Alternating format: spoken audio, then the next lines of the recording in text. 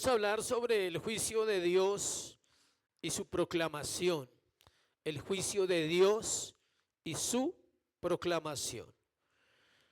Venimos en la serie de Mateo, ya casi terminamos el capítulo 13 y quedan dos parábolas y encontramos un principio antes de terminar estas parábolas porque todavía nos queda un sermón del capítulo 13. Pero hoy terminamos las parábolas del Señor Jesucristo en ese capítulo. Recuerde que son como 27 parábolas, apenas abordamos 7, 8. Para algunos estudiosos son 7, para otros son 8. Simplemente estamos estudiando la escritura y no nos vamos a complicar si son 7, 8. Son parábolas. Y las parábolas tienen un principio, recuerde. Hay un principio que el Señor está utilizando allí y que nosotros debemos utilizar durante toda nuestra vida cristiana y se llama el principio de la repetición. Ese principio permanecerá en la iglesia hasta que Él regrese. Pedro, cuando escribe sus cartas, dice: ya escribí una carta, pero tengo que escribir otra porque mi tarea es recordarles ¿a quién? A la iglesia que él pastoreaba. Toda la semana le recordaba el evangelio, toda la semana le recordaba la fe. Toda la semana les recordaba que debían estar alertas en su vida cristiana. Ese principio llamado repetición, como le digo, permanecerá hasta que el Señor regrese y es responsabilidad de la iglesia proclamar el evangelio del Señor Jesucristo, anunciando no solo la salvación al pecador, sino también su regreso y su juicio final.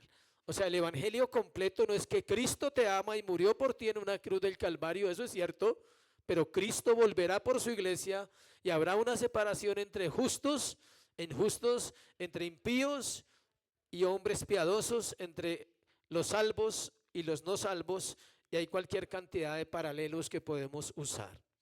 Las últimas dos de las 8 parábolas que vamos a ver hoy sobre el reino que se hallan aquí en Mateo ilustran la separación y el juicio de los incrédulos. Acuérdense que la parábola de la red es una hermana gemela ¿de cuál? Parábola del trigo y la cizaña. Entonces son muy similares, pero lo que llama la atención aquí en Mateo es por qué el Señor repite una historia con otra historia. Porque Él repite en la parábola de la red lo mismo que dijo en la parábola del trigo y la cizaña. Eso lo vamos a mirar. La segunda parábola parece que no fuera una parábola, pero es una parábola. Y la del versículo 52, léala conmigo, la del 52, voy a leerla. Él le dijo: por eso todo escriba docto en el reino de los cielos es semejante a un padre de familia que saca de su tesoro cosas nuevas y cosas viejas. Algunos le llaman la parábola del padre de familia. En su Biblia puede haber un título que dice tesoros nuevos y tesoros viejos, pero aprendimos hace poco en el libro que estamos estudiando de hermenéutica, de hermenéutica, que los capítulos fueron puestos en el siglo XII y siglo XIII y la separación de los versículos más o menos unos siglos antes. Entonces, a veces se pueden tener en cuenta los títulos, como a veces no, hay que estudiar. Entonces, en este caso se llama la parábola del padre de familia. Estoy haciendo un resumen para ahorita entrar al texto que vamos a mirar. Hay una conexión entre todas las parábolas. Como vamos a terminar las parábolas, tenemos que dejar claro eso. Acompáñeme a versículo 44. Cuando yo no nombro el capítulo, para los que no saben, es porque estoy en el mismo capítulo. Entonces, 44 dice así: además, el reino de los cielos es semejante a un tesoro escondido. Esa parábola está unida con la del 45, también el reino de los cielos es semejante, y en el 47, asimismo el reino de los cielos es semejante. Si usted estudia, 3 veces usa la misma palabra, semejante. Entonces, esas 3 parábolas están unidas, igual que otras 3. Vamos al 24, versículo 24, que son las 3 primeras. Dice: le refirió otra parábola, otra. No son las 3 primeras, es la del trigo, la de la levadura y la de la mostaza. Entonces, además, le refirió ¿qué? Otra parábola, versículo 31. otra parábola les dijo. Y versículo 33, otra parábola les dijo. ¿Qué une esas tres parábolas? ¿Qué palabra? ¿Están aquí? Otra. Eso es estudiar la Biblia, no es leerla por leerla. Eso es encontrar los detalles importantes de las Escrituras. Tres parábolas están unidas por la palabra semejante. Tres parábolas están unidas por la palabra ¿qué? Otra. La del sembrador está sola. ¿Por qué? Porque ella es la base de todas las demás parábolas. Habiendo usado primero la agricultura, el Señor entonces en las parábolas usó, en la parábola del sembrador, usó la agricultura, usó los alimentos cuando habló de la mujer que tenía la levadura, ¿se acuerdan? Usó la naturaleza cuando habló de la semilla de mostaza y el árbol y todo eso. Ahora va a usar otra fortaleza económica que tenía Israel en la época, y es la pesca.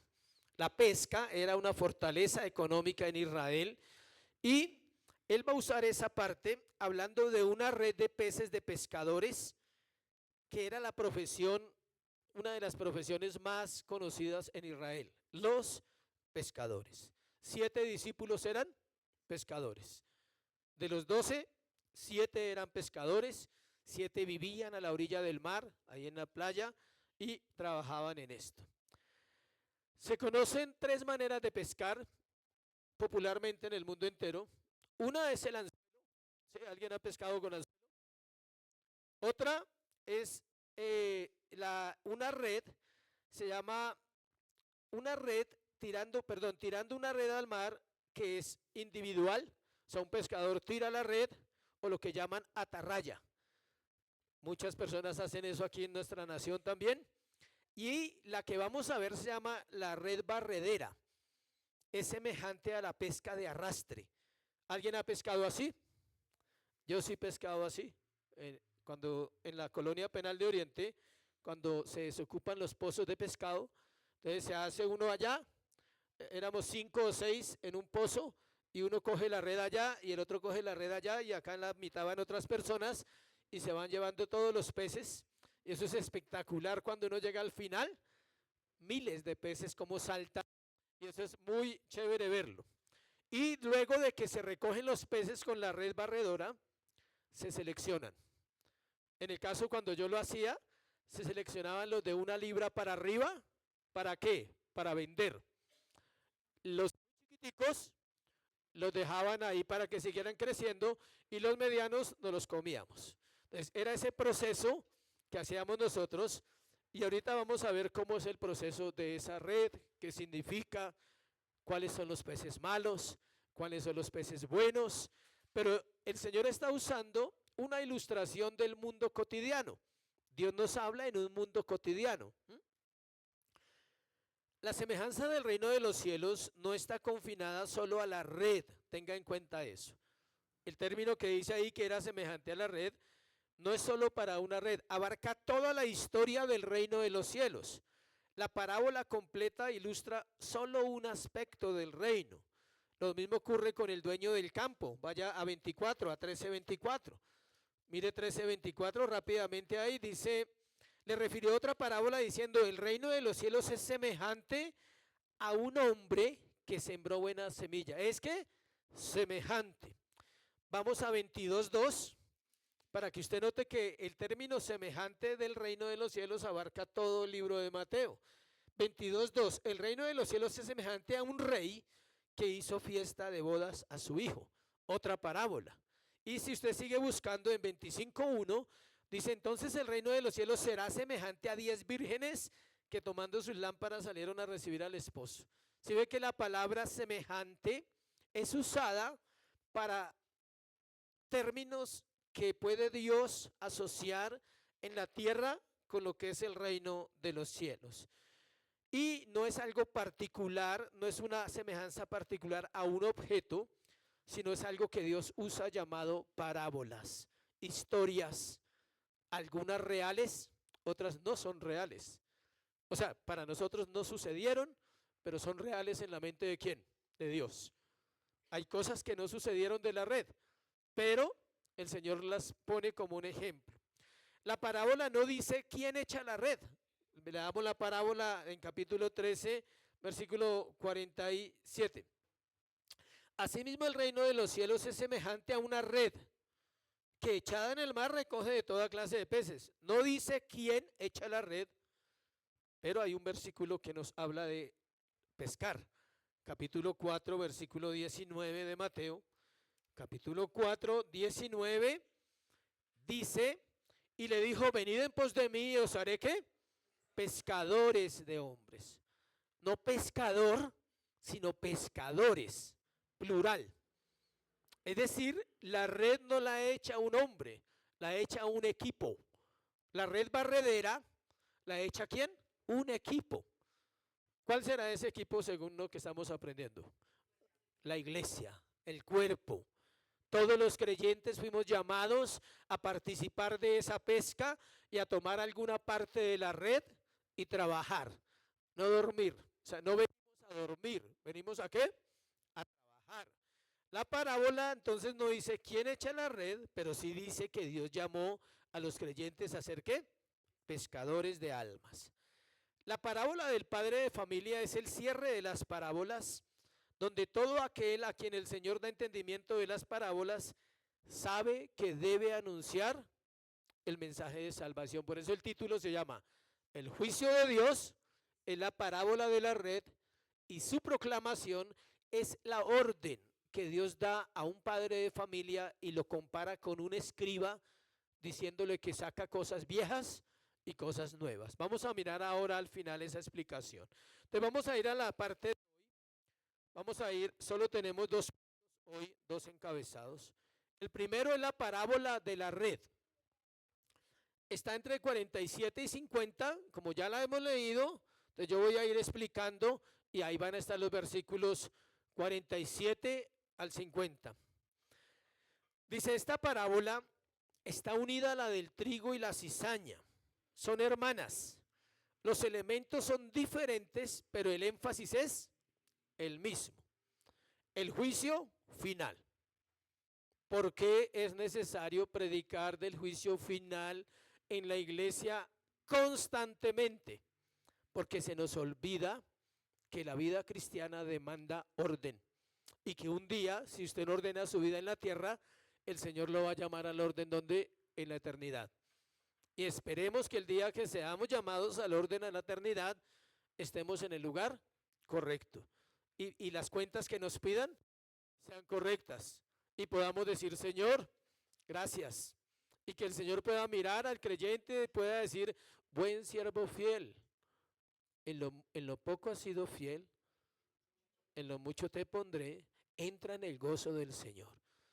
Lo poco que Dios le ha confiado, su vida es poco, mi vida es poco, casi nada. O sea, realmente el valor de nosotros sin Dios no existe. Los seres humanos sin Dios están muertos. Van a ir a una condenación eterna si no se arrepienten. No hay valor alguno en su alma. No importa cuánto tengan, quienes sean, que saben, no están vivos, están muertos. Entonces, ¿qué valor puede tener el hombre sin Dios? Ninguno. El valor lo da ¿quién? Dios. El dueño de la vida, el dueño de todo lo que existe nos da el valor.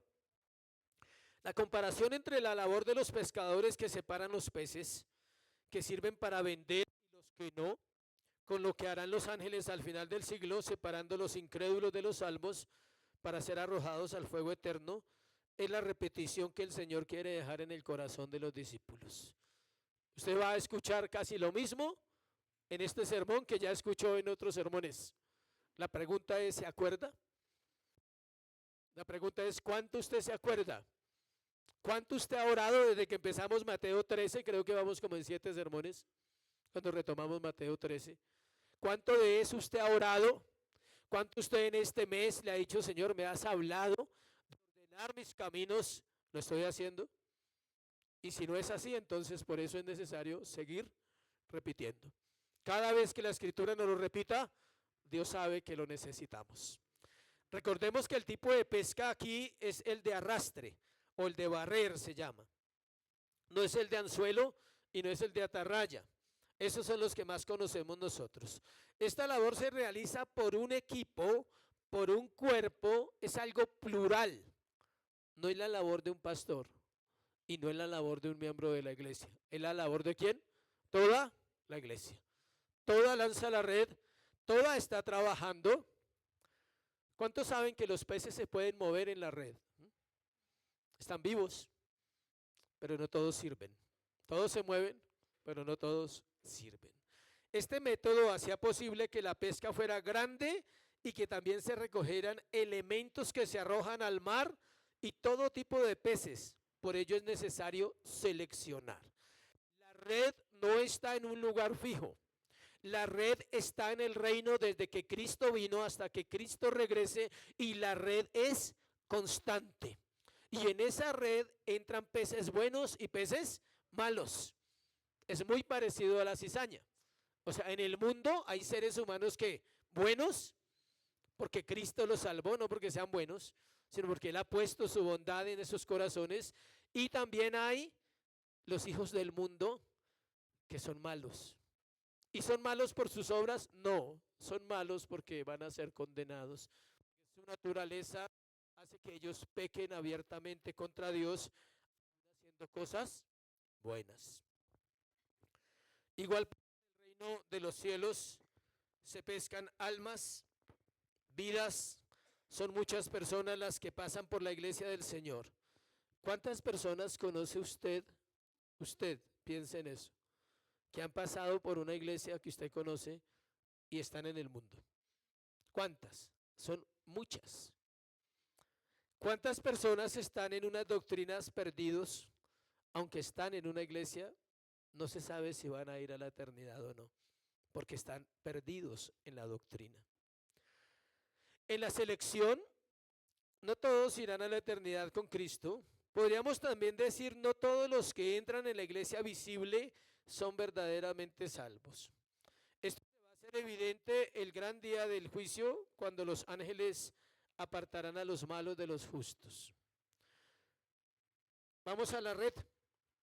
Asimismo, el reino de los cielos es semejante a una red que echada en el mar recoge toda clase de peces. Escuche, una vez llena, debe estar ¿qué? Llena. Es decir, cuando la tarea de la pesca se haya completado. No se ha completado. Estamos a la mitad todavía, o no sabemos en qué parte del camino vamos. No sabemos en qué parte del camino vamos, pero la tarea no se ha terminado. Cuando la esté totalmente llena, va a ser sacada a la orilla y allí va a haber una selección. Note la selección ahí en el mismo pasaje. Recogen lo bueno en cestas y lo malo, dice, ¿dónde? Echan fuera. Procure leer los textos, porque yo no le voy a convencer con mi predicación. La Biblia le va a convencer si usted lee la palabra cuando la estamos leyendo en la iglesia. Dice lo bueno y lo malo. Ambas expresiones están en plural. La red incluye no solo peces malos o inservibles, sino toda clase de animales inmundos.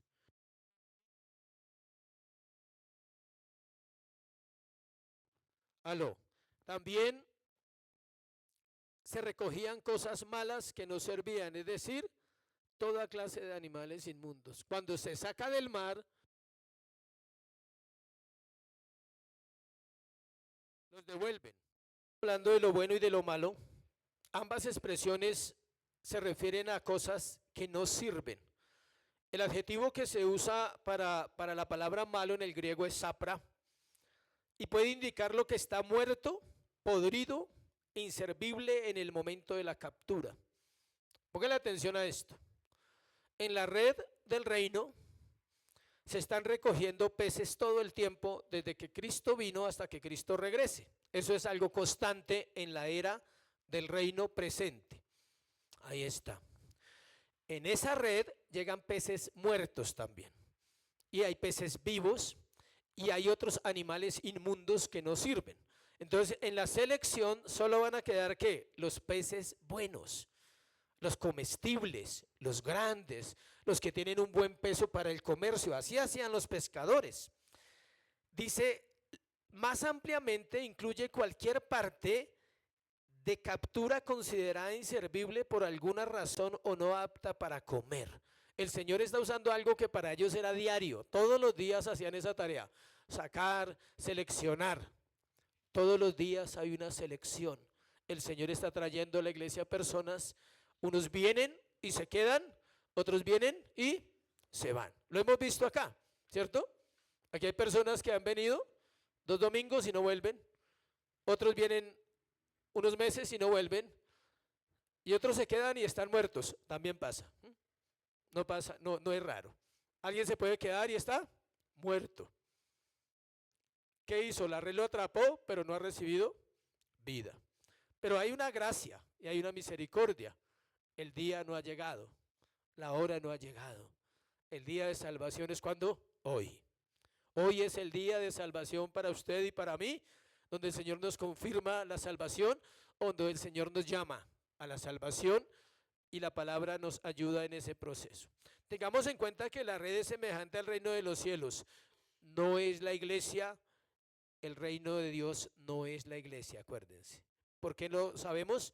Por la parábola del trigo y la cizaña, que es el mundo.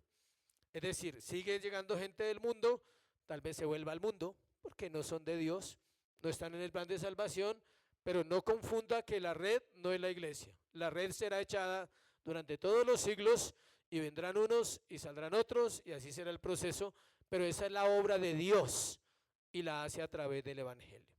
En la iglesia deben haber peces buenos, que han sido seleccionados, que han caído en esa red, han sido atraídos y van en un proceso como el que lleva usted y llevo yo, confiando en el Señor.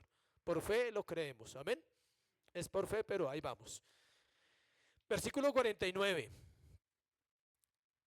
Así será el fin del siglo, saldrán los ángeles y apartarán a los malos de entre los justos.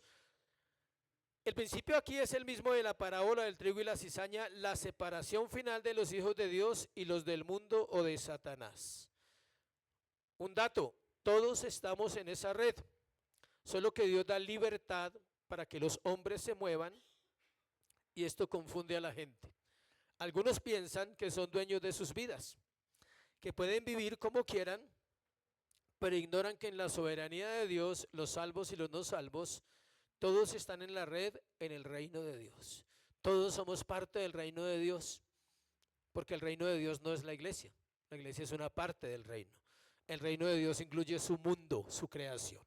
Entonces en esa creación Dios da libertad, porque Él no es un autómata, Él da libertad y algunos se toman esa libertad y viven como quieren, ignorando que un día morirán y que irán a un juicio eterno. ¿Podría conmoverse brevemente por la gracia del evangelio alguien? Sí, puede ir a una reunión y conmoverse y decir, uy, no había pensado que un día voy a morir y tengo que dar cuentas. Escuche, puede conmoverse, no más. Puede asustarse por la amenaza del juicio. Puede recibir el mensaje y decir, yo tengo que volverme cristiano como sea. Pero pronto vuelve a las angustias antiguas, a su manera de pensar y de vivir como era antes. Pronto se vuelve ajeno a las cosas de la eternidad y solo se conmovió por un instante. Usted debería conmoverse todos los días y yo ante Dios. Y su corazón debería quebrantarse todos los días. Antes de llegar a esta reunión, su corazón debería haberse quebrantado esta mañana, pidiéndole a Dios que tenga misericordia de su alma y que le hable en el sermón a través de una vasija imperfecta. Así debería ser el proceso correcto cada semana. Tu corazón ya debía haber llorado esta mañana ante el Señor diciéndole, gracias porque hoy es el día del Señor. Gracias porque hoy me llevarás a tu casa, hoy me hablarás y me guiarás y podré seguir para adorarte otra semana más. La rutina santa continúa. O la rutina impía, no lo sabemos. Por cuanto el día del hombre, cuando el día del hombre haya acabado y Cristo regrese para establecer su reino glorioso, entonces vendrá el día del Señor. Estamos en el día del hombre. Es largo el día del hombre. No nos vayan a felicitar hoy, tranquilas. Estamos en el día del hombre, de la raza humana. Tiene un tiempo en la tierra para vivir. Pero el día del Señor termina con el día del hombre. Y las cuentas serán claras. Versículo 50. Y los echarán en el horno de fuego, allí será el lloro y el crujir de dientes. El hecho que el Señor repita el mensaje del juicio, tal como lo hizo en la otra parábola, es una señal de alerta para la iglesia. Él está alertando a la iglesia. Él está diciéndole a los discípulos, atentos, van a tener que predicarle a la iglesia durante miles de años que yo volveré, y ellos van a creer que no vuelvo y se van a confiar y van a dejar de velar y van a dejar de ¿qué? Orar. Velad y orad para que no entréis en tentación, porque el día está cercano. Porque el Señor vendrá como un ladrón en la noche, no avisará, pero Él vendrá. Y alguien dirá, llevan como 50 años diciendo eso y no llega. Por eso es necesario repetírselo a la iglesia otra vez. El juicio es verdadero, versículo 42. Lea el versículo 42, que es la parábola del trigo y la cizaña. Los echarán en el horno de fuego y allí será el lloro y el crujir de dientes. Es lo mismo que está repitiendo en la del en los peces. La forma como el Señor describe el infierno es la única forma como se puede describir. Hay tres cosas que Él describe siempre que habla del infierno. Usted las va a saber no porque le interese saberlas, sino porque necesita saberlas. Hay tres cosas que no están acá claramente en esa parábola, pero hay otra parábola que nos las describe, y como estamos hablando de parábolas, es necesario aplicarla aquí. Él usa un lenguaje de algo físico que representa un tormento espiritual eterno. Entonces lo primero que él hace, escuche, la primera señal o la primera característica del infierno es el sufrimiento eterno. Eso lo dice la palabra.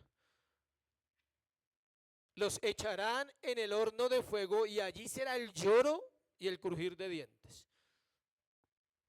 Hay gente que va a llorar eternamente. ¿Usted ha llorado alguna vez muchas horas? De pronto alguien ha tenido esa experiencia. No es que llora a 10 minutos, no. Hay gente que ha podido llorar tal vez días por alguna situación en su vida, alguna pérdida, alguna depresión, alguna tristeza. Pero yo no creo que uno llore más de una semana. O bueno, de pronto alguien sí diga, no, usted no conoce mi caso, bueno, está bien. Pero llorar eternamente, y un llanto no es cualquier llanto, es un llanto de dolor. Y ahorita se va a dar cuenta por qué es el dolor. Y hay otros que crujirán los dientes. Son dos castigos diferentes. Los estudiosos aseguran que el infierno tiene niveles, que no todos recibirán el mismo castigo. Y uno dice, uff, y es justo. O sea, es justo que alguien se pierda y reciba un castigo pequeño, aparentemente pequeño para nosotros, pero es eterno. Y otro se pierde y reciba un castigo máximo, eterno. No voy a poner ejemplos porque a veces no aplican de la vida de fulano o la vida de sutano. El Señor es justo. Y algunos dicen que será mejor llorar que crujir. Pero es eterno. Tenga en cuenta eso. Pero algunos alcanzan a pensar y dicen,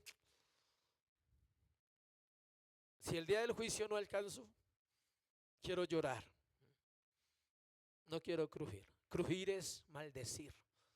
¿Alguien crina los dientes así? Crisna los dientes de odio. Muchos lo hacen aquí en la tierra, de piedra, de rabia, de deseos de matar, de herir, de dañar. Como esa intensidad que sale del corazón en un momento de ira, multiplíquelo por miles de veces. Maldiciendo a Dios, hablando toda su maldad, sufriendo porque nunca van a salir. Entonces la primera es un ¿qué? Un sufrimiento eterno. Pero hay algo más, y es la memoria. Lucas 16, 24, 25. Vamos a esa parábola que nos ilustra el infierno claramente. Lucas 16, 24, 25. Lucas 16, 24, 25. Entonces, ya muchos conocen la parábola. Si no la conocen, le invito a que la lean en su casa. Entonces él, dando voces, dijo: Padre Abraham, ten misericordia de mí y envía a Lázaro para que moje la punta de su dedo en agua y refresque mi lengua, porque estoy atormentado en esta llama. Ahí está el tormento que ya vimos. Y el 25 dice: pero Abraham le dijo: hijo, acuérdate. ¿Sí? Acuérdate. O sea que él no se pierde la memoria. Acuérdese. ¿Y de qué le dice que se acuerde? Recibiste tus bienes en tu vida, y Lázaro también, ¿qué? Males, pero ahora este es consolado aquí y tú atormentado. Habrá una memoria de la vida terrenal que acompañará a las almas eternamente. ¿Y sabe de qué se va a acordar? De lo bueno. De lo bueno que vivió aquí en la tierra, porque será lo único bueno que vivirá. Nunca más vivirá nada bueno. Se va a acordar de sus hijos cuando eran pequeños y sonreían y jugaba con ellos. Se va a acordar que un día paseó, se va a acordar que un día comió bien, pero eso será un tormento acordarse, porque nunca más lo volverá a vivir. Ese será su tormento, la memoria. También recordará cuando rechazó a Cristo cada vez que le hicieron la invitación y pasó por alto la palabra y prefirió vivir su vida ¿de qué? De pecado. Recordará que amaba más el pecado que a Cristo. Recordará que no le gustaba que le hablaran de Dios quizás. Y deseará que alguien le predique algo de Dios. Ahí lo dice el verso. Entonces hay un sufrimiento, hay una memoria, escuche. Hay algo más, es la memoria, y aunque la parábola de la red no lo dice, si lo vemos en la palabra de rico y Lázaro, pero hay un tercer asunto, la culpa. Versículo 27 y 28 de la parábola de rico y Lázaro. Entonces dijo: te ruego pues, Padre, que le envíes a la casa de mi padre, porque tengo 5 hermanos, para que les testifique, a fin de que no vengan ellos también a este lugar de tormento. Hay una culpa por la vida que llevo, porque sabe que fue mal ejemplo para muchas personas, porque sabe que sus familiares viven igual a él, porque son igual a él, y no quiere que vayan al lugar de tormento. Entonces, hay sufrimiento, hay una memoria y hay una culpa. ¿Qué está pidiendo? Alguien vaya y les predique, por favor. El rico condenado de repente se acuerda de sus hermanos, no porque los amara, no los amaba, porque no se puede amar si Dios no está en nuestros corazones. El que dice que ama a Dios y no ama a su hermano, que dice, miente. El que no puede amar al que ve, ¿cómo va a amar al que no ve? ¿Cómo dices que amas a Dios y no amas a tu prójimo, a tu hermano, sea familiar o sea en la iglesia? ¿Por qué se puede decir fijo que no los amaba? En ese momento donde él está clamando, él no clama por amor, clama por culpa, porque en el infierno no hay amor, hay culpa. Si hubiese amor en el infierno, no sería el infierno. Con solo ese detallito, dejaría de ser el infierno si hay amor en el infierno. Entonces él está clamando por su culpa, es la culpa. Él era guarda de su hermano y sabía que ellos se habían criado en incredulidad y sabía que si morían, llegaban al mismo lugar donde él está, porque los conoce también. Y sabe cómo era su familia. Dice, no, todos vamos para el mismo lado. Eso aquí no hay salida. Y está clamando. Ahora, ¿qué nos toca a nosotros, padres? Atentos, por favor. ¿Qué están viendo tus hijos? Madres, ¿qué están viendo sus hijas? ¿Vas a esperar un día para clamar en el infierno y decirle, Señor, que alguien vaya y les predique, o tú les predicas a tus hijos? Estén en la iglesia o estén en el mundo. Hay que predicarles, siempre. Que no quieren venir, predíquele. Que siguen sin venir, predíquele el evangelio. Que llevo años y no escuchan, predique el evangelio. Tal vez un día en la misericordia no necesite que alguien venga y les predique, porque su padre les predicó, porque su mamá les predicó. No necesitan al pastor que vaya y le predique en su casa, es su responsabilidad que vaya usted y les predique. ¿A quién? A sus hijos. Que no le toque un día clamar, envía a alguien por favor porque yo no pude hacer mi tarea y no quiero que vengan aquí. Ministros, atentos, ¿qué predican los ministros? El falso evangelio, ellos darán cuenta de ellos. Mensajes de motivación, darán cuenta de ellos. Entretenimiento en la iglesia, darán cuenta de ellos. Liviandad en la iglesia, darán cuenta de ellos. Prosperidad, darán cuentas. Psicología, darán cuentas. A nosotros nos toca duro esas cuentas, porque a nosotros nos van a pedir cuentas ¿de quién? De la iglesia. Si usted todavía no es un ministro, usted le piden cuentas de sus hijos. Dese por bien servido y haga la tarea. Hasta ahí la parábola de la red. Vamos a mirar la parábola del padre de familia, versículos 51, 52. Entre las dos parábolas encontramos el versículo 51 con una pregunta fundamental para los discípulos. Note la pregunta, y yo quiero hacerle esa pregunta a ustedes como iglesia, ya que terminamos Mateo 13 de las parábolas, y respóndesela ahí en su mente. Haga de cuenta que Dios se le está preguntando, ¿habéis entendido todas estas cosas? Piense en eso. ¿Usted entendió la parábola del sembrador? ¿Entendió que solo hay un terreno que da fruto? No 4. Solo hay un terreno que da fruto. ¿Entendió el trigo y la cizaña? ¿Entendió la mostaza, que es un comienzo pequeño y luego se vuelve grande? ¿Entendió la levadura?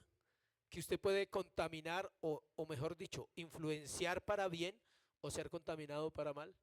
Eso es entender. Le estoy dando una lección de cada parábola.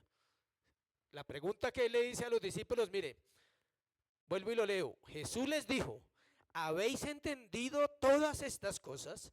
Y ellos respondieron, ¿qué? Sí, Señor. ¿Fueron deshonestos? No. No vamos a juzgarlos. Ellos entendían hasta donde podían. O sea, su entendimiento era ¿qué? Parcial. Y el de nosotros también es ¿qué? Parcial. Pero yo le quiero dar un consejo de todo mi corazón, iglesia. Lo que haya entendido, procure vivirlo. Sea así. Sea un poquito de cada parábola. Algo que usted haya entendido, Dios se lo está regalando a través de las escrituras.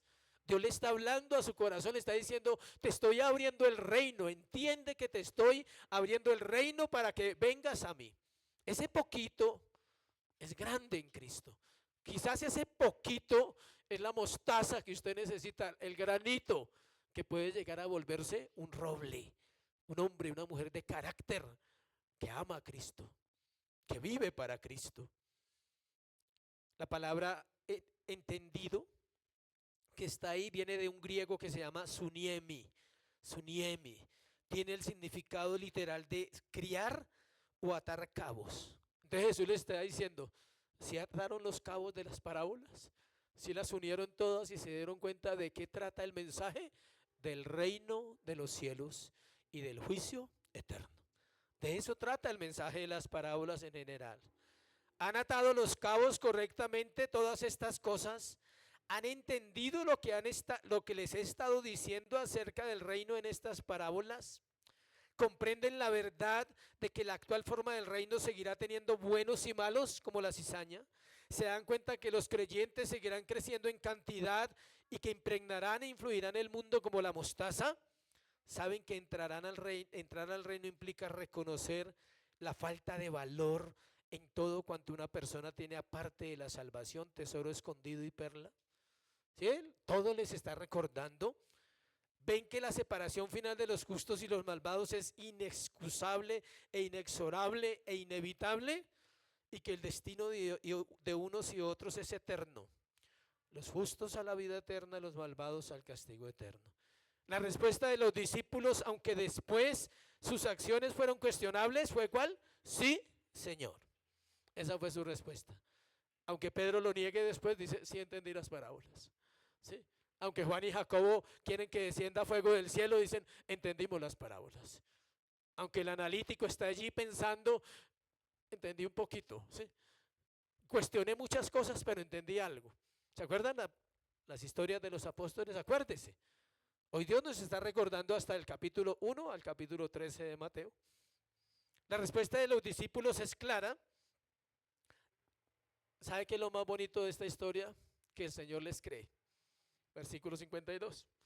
¿Por qué les cree? Porque les da otra parábola. Dice, como entendieron, les voy a contar otra. Donde no hubieran dicho que no, dice, no, me toca repetir, sentarme. Pero ellos dijeron que sí. Entonces, algo que muestra que el Señor les creyó y que el Señor conocía sus corazones es el versículo 52.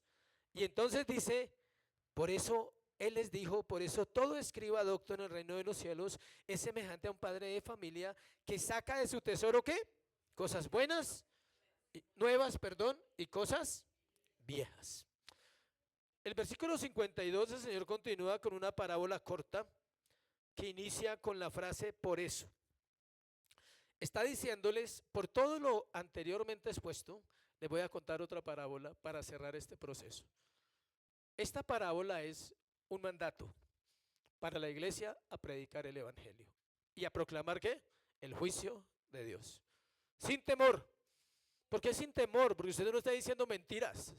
Porque no es su juicio, no es su interpretación, es la interpretación de Cristo de las parábolas que dice, hablen, díganle a la gente que un día el reino de los cielos se va a hacer claro, el juicio, y va a ser como una red, para que entiendan. Otros no entienden la de la red, entonces entienden la de la cizaña y el trigo. El campesino entiende una, el pescador entiende otra, ¿sí? Y él le habla a cada cultura y le dice, va a ser así, y usa ejemplos. Las vírgenes insensatas, 5 se salvan, 5 se pierden. ¿Hay vírgenes en la iglesia? Ojalá, ¿sí? Debe haber. ¿Hay mujeres guardadas? Sí. Están todas las parábolas de juicio, todas, que vamos a ver al final de Mateo.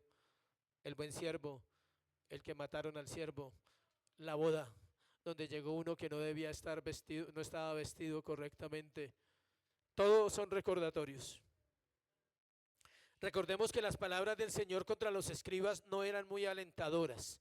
Es la única vez en que se habla bien de un escriba. Siempre eran palabras ¿qué? Falsos, fariseos, hipócritas, sepulcros blanqueados, groseros, irreverentes, asesinos, malos, adúlteros, idólatras. Esas eran las palabras contra los escribas. Este pasaje es diferente. Este versículo habla de un escriba docto en el reino de los cielos, no en la ley como los que habían. Los que habían conocían la ley. Así como un padre debe prepararse para instruir a su familia, escuche, un padre lo está comparando el Señor con un escriba ¿qué? Docto. ¿Qué es docto? Instruido. ¿Instruido en qué? En las escrituras. Conoce la escritura. No necesita abrirla para hablar. ¿La tiene dónde? En su corazón. Puede hablar con cualquier persona en cualquier área de la vida y la palabra mora en abundancia en ese padre de familia y no necesita cargar la Biblia debajo del brazo para decir que es un creyente. Es docto, es instruido. Y solo alguien instruido puede ¿qué? Instruir. Entonces los padres instruidos, ¿qué tienen que hacer? ¿Instruir a quién? A sus hijos. El evangelio no comienza en la iglesia. ¿Dónde comienza el evangelio? En la casa. Con todo respeto a ustedes y a mí mismo, la iglesia tiene que lidiar con viejos mañosos y resabiados, porque en la casa los cristianos nunca hicieron su tarea. Me incluyo ahí, porque también conocí de niño el evangelio. ¿Sí me explico? La iglesia no debería lidiar con gente resabiada que no quiere cambiar, pero es la soberanía del Señor también. Pero hoy tiene que llamarle la atención a los padres, decir, instruye a tu hijo. Escuche, solo la instrucción de un padre en el corazón de un hijo hará que un día ese hombre, más adelante, tal vez viejo, lleno de mañas, llegue a una iglesia para que le ayuden. Así es. Nadie llega sin mañas. Estoy poniendo la palabra más noble para ustedes y para mí. Llegamos así. Y muchos nos dijeron desde niños, hay un Dios. Fuimos a iglesias, pero llegamos así. ¿Por qué? Porque no hubo una instrucción correcta. Y el Señor está diciendo, el padre de familia es como un escriba docto, alguien que sabe lo que dice, que sabe lo que hace. Proverbios 22:6. Quiero hacer un paréntesis para hablar de ese versículo tan hermoso y tan necesario en nuestro tiempo. Instruye al niño en su camino y aun cuando fuere ¿qué? ¿Qué pasa? No se apartará de él. Aquí hay un niño que fue instruido. ¿Cómo? No lo sé porque no me acuerdo, Pero sí me acuerdo que sabía versículos de niño. Sí me acuerdo que mi papá predicaba. Sí me acuerdo que mi papá oraba en el primer piso y vivíamos en el segundo. Sí me acuerdo que habían alabanzas. Sí me acuerdo que había un Cristo. Y en algún momento de mi vida Dios utiliza eso ¿para qué? Para hacer volver mi corazón a Cristo. Yo soy un niño de Proverbios 22:6. Y como yo y como usted hay miles de casos en el mundo entero. La memoria es tan terrible que ni se acuerda que un día le instruyeron en la palabra. Porque el pecado ha tapado, porque el pecado ha matado, trata de matar la palabra. Pero la palabra nunca muere. La educación de un hijo inicia desde que nace.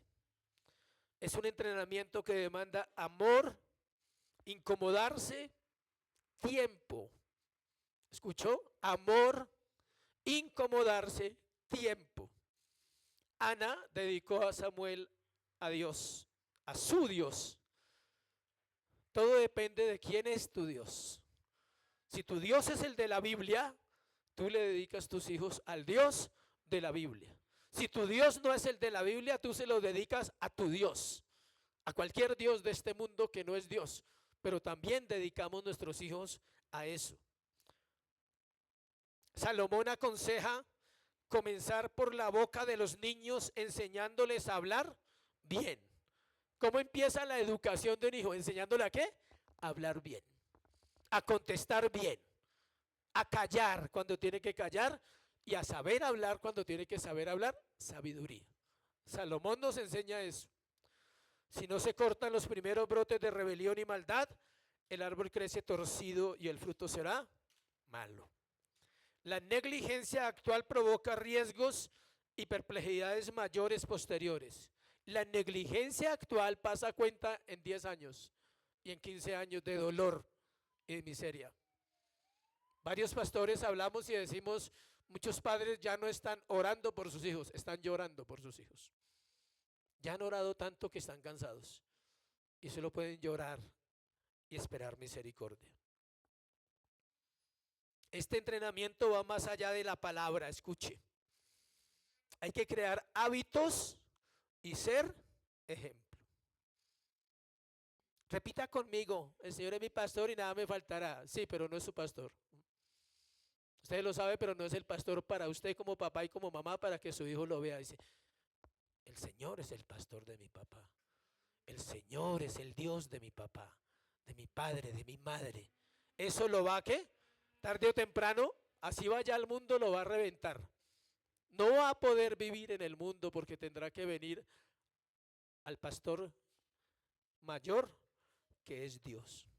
Hay que crear hábitos y ser ejemplo. Escuche, su niño oye hablar de la piedad, pero ve maldad.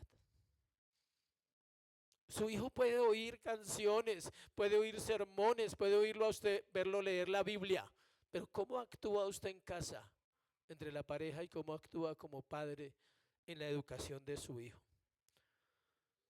Esto es traer un pan en una mano y en otra veneno. Hacer eso es traer en una mano pan y en la otra darle un veneno. Con mis palabras le digo que Cristo es mi Señor y con mis actos le digo que yo hago lo que me da la gana. Así pasa en los hogares creyentes. ¿Quién recibiría incluso un alimento muy bueno de la mano de un leproso? Pregúntese eso. ¿Usted recibiría de la mano de un leproso un caviar? Algo rico, bien preparado. pero está en la mano de un leproso. Por eso el leproso tiene que limpiarse para ser sano y para poder dar. La negligencia es mucho mejor que la inconsistencia. La negligencia es mucho mejor que la inconsistencia. Escuche, el olvido que el desprecio de los principios hace en una vida le marcará para siempre. El olvido que el desprecio de los principios, el olvido de despreciar los principios bíblicos, no es fácil de quitar en una vida después. ¿Y quién influenció en eso? Nosotros, los padres. No, la iglesia no tiene nada que ver ahí, gracias al Señor. Libramos nuestra responsabilidad con los pequeños. Un niño se deja influir más por el ojo que por el oído. Por el ojo. Le repito, usted puede orar con él, puede cantarle, ponerle buena música, usted puede hacer muchas cosas, entre comillas, piadosas. Pero recuerde que son seres humanos con todas las capacidades iguales a nosotros. ¿Y qué hacen? Ven. Eso parecen búhos, se las ven todas. Su alma tiene ojos espirituales también, sea salvo o no sea salvo. El niño tiene ojos espirituales, porque es un ser ¿qué? Espiritual. Y su alma es más inteligente que él. Y toma lo que le sirve para pecar, o para justificarse, o para manipular. Y se basa más en lo que ve que en lo que ¿qué? Oye. Está listo para buscar disculpas por sus propias faltas, y su descubrimiento en el ejemplo de los padres lo endurecerá en la infidelidad o en la impiedad. Cuando él descubre el mal ejemplo de sus padres, tiene una herramienta clara para justificar su corazón y hacer cualquier cosa en la vida. Si yo les contara lo que he vivido en esa área, no terminaría hoy. Un hijo te puede acusar que él es lo que es por ti. Y no es cierto tampoco, para que no se sienta culpable esta mañana. No es cierto. Los hijos no son lo que nosotros somos. Hay un texto que me da libertad. Ezequiel 18. Por ese texto puedo decir lo que le estoy explicando hoy, y acabo de decirlo por ese texto.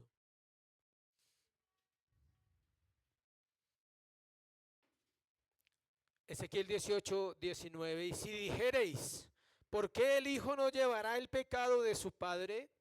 Porque el hijo se hizo según el derecho y la justicia, guardó todos mis estatutos y los cumplió, de cierto vivirá. Está hablando de un hijo, de un padre impío. ¿Sí ve? No está hablando de un hijo, de un padre cristiano. Está hablando de un hijo, de un padre impío que vino a Cristo y se arrepintió, y él no llevará nunca el pecado de su padre. Así tampoco un hijo cristiano llevará el pecado de nosotros, porque es individual. El alma que pecare, esa morirá. El hijo no llevará el pecado del padre, ni el padre llevará el pecado del hijo. La justicia del justo será sobre él, y la impiedad del impío será sobre él. Cada cual dará cuentas por su vida. Pero tenemos la responsabilidad de influir a esos hijos para que un día puedan venir a Cristo, al menos por algo que tú le enseñaste cuando era pequeño. En el caso de los escribas judíos, ellos solo conocían lo viejo, vamos a hablar de esa parte. Las enseñanzas de Moisés, aunque las conocían, no las interpretaban bien. Recordemos, una mala interpretación afecta el corazón. Cuando él habla de los tesoros, que saca de su tesoro cosas nuevas y cosas viejas, la aplicación de esta enseñanza es que no nos podemos quedar con lo que aprendimos hace años. ¿Qué ha aprendido usted como padre y como creyente acerca de Dios, de la iglesia, de la crianza, del matrimonio, de la familia? No se quede con eso. ¿Necesita qué? Renovarse, decirle, Señor, dame más. Yo quiero entender, porque lo poquito que entiendo no me alcanza, todavía vivo igual. Entonces no me está alcanzando. Las parábolas son la revelación del reino de Dios. Tener el regalo de la vida eterna pero no darlo a conocer a aquellos que ahora solo tienen una perspectiva de la muerte, es pecar. ¿Quién tiene la perspectiva en una casa de la vida eterna? Los padres. El niño no sabe nada. Es su tarea dársela. ¿Quién tiene la perspectiva de la vida eterna en el mundo? La iglesia. El mundo no lo sabe. La iglesia lo sabe, debe ir y compartir el evangelio. No hay excusa al decir que como no sabes, no tienes nada para hablar a otros, porque eso se llama negligencia. No sabes por negligente.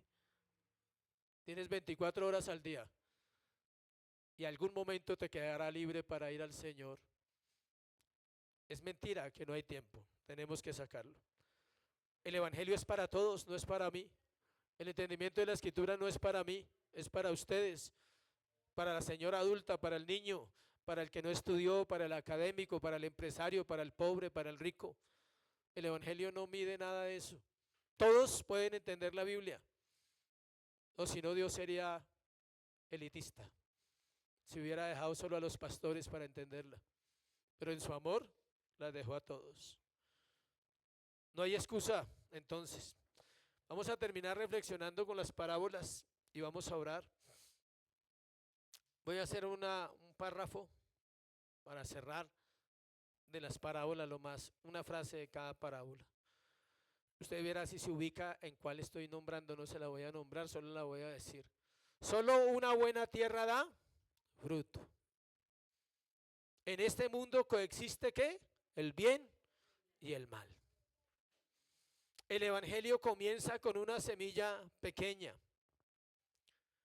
Debo ser buena levadura para otros, no mala.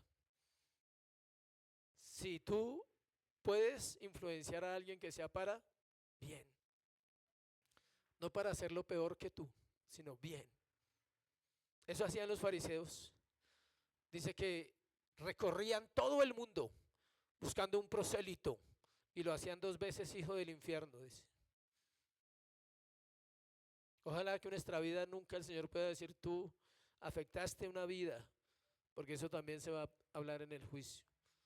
Aunque te salves te lo van a hacer ver, tu poca vida con Dios. El reino de los cielos no está visible, debo buscarlo. Mateo 6:33, buscad primeramente ¿qué? El reino de Dios y su justicia, y todo eso que desea le será añadido. Los buscadores se encuentran, ¿se acuerdan María y Jorge? ¿Quién buscaba? María. Los que no quieren, Dios los encuentra. Hay esperanza para ellos también. El juicio vendrá y se separarán los malvados de los no salvos. La que estamos hablando hoy, los peces. Y finalmente debemos ser instruidos para atesorar la palabra de Dios en el corazón y así tener algo valioso para servir a otros. Lo único valioso en nosotros es Cristo. Si Él no está, somos indignos de conmiseración, dice Pablo. No tenemos nada que esperar en este mundo, sino que termine la vida y ya sabemos a dónde vamos. Pero si Cristo es real en nuestros corazones, hay esperanza para una generación. Me impresionó algo, estoy estudiando los proverbios, me impresiona cómo dice que la vida de una generación depende de la otra. No solo físicamente, espiritualmente. El mundo está como está, no por ellos, está por las generaciones que no han hecho nada. Pero tampoco puede esta generación echarle la culpa a ellos. Ah, no, es que mis papás no me enseñaron. No, Dios, este siglo es el siglo más espiritual que ha existido. Hay miles, millones, millones de datos recolectados de los últimos 2000 años en cuanto al evangelio. Ninguna generación tuvo acceso a eso como nosotros. Entonces no hay excusa, simplemente hay negligencia.